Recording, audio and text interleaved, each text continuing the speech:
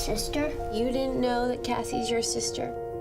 No, I have 2 sisters. You had a baby die in your tummy, didn't you?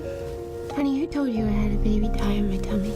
In heaven, this little girl came up to me. She told me she died in your tummy.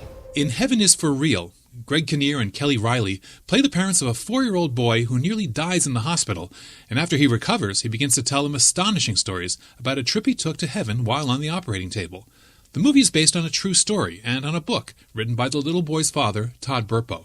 Heaven is for Real became a #1 New York Times bestseller, but Todd and his wife Sonja still live in Imperial, Nebraska, where Todd is a volunteer fireman and pastor of the local Wesleyan church. One day last winter, I flew out to Omaha, Nebraska, then drove west across the plains and past a lot of livestock to meet up with Todd and Sonja at their church.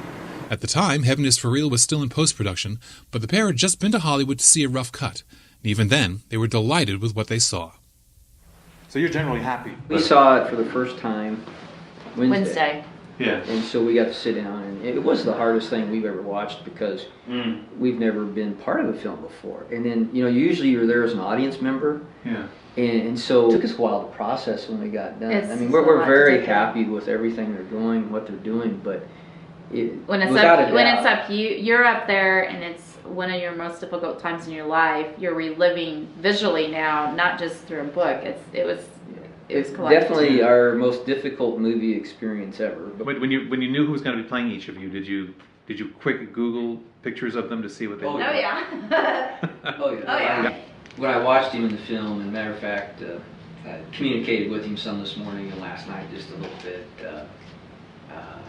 He did a great job. Mm-hmm. And I think Kelly did a good job. Mm-hmm. She did for not being a mom.